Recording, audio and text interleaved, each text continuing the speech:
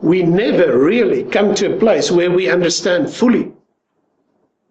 We never come to a place where we can so completely be at peace with what has happened, because we will sit with the scars. The scars are there. Different ways in which we are aware of them. Different ways that we realize that we do have the scars. I always think of battle scars as that kind of thing that gives me the right. I have the right to be humble.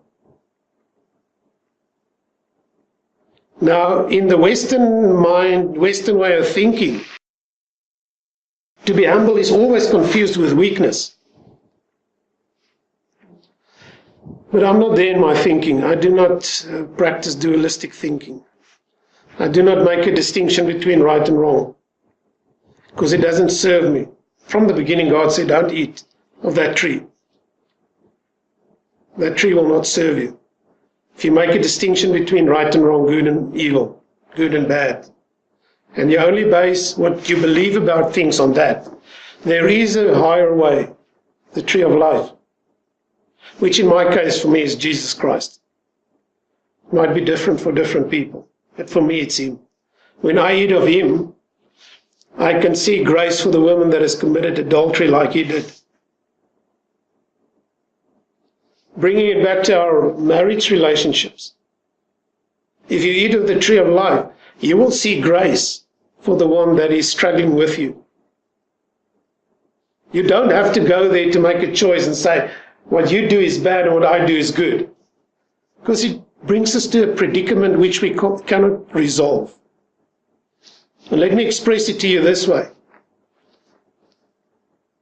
If you really think about it, do you think I would believe wrong things just because I want to?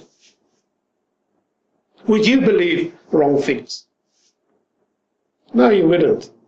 I've never met a person that says I'm deliberately wrong and I'll have to be wrong. Most people would say, no, that's just the way I think about it. It's just my opinion, my paradigm, my way of understanding it. It's not wrong. You see, the predicament is, if I disagree with you, what does it make of me? Because you're right. Does it make me wrong? Of course. I won't think wrong things. Would I? No. I'm too clever for that.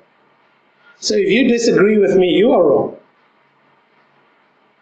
When we eat of the tree of knowledge of good and evil, we make a distinction like that.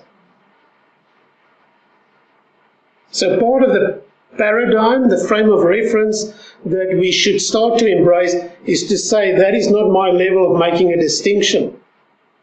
Saying you are wrong, wife, because you disagree with me.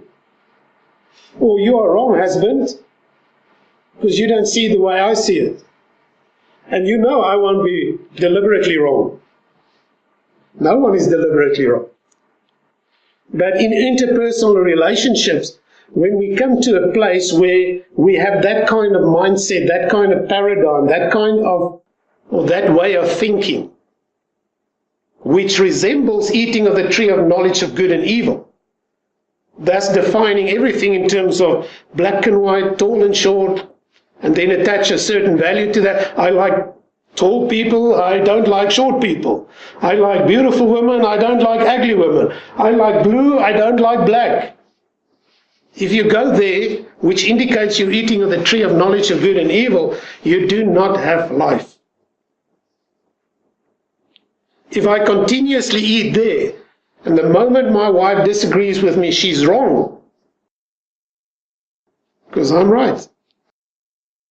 But if we can discard that, if in our relationships, and specifically the most important relationship in your life is your relationship with your husband or wife,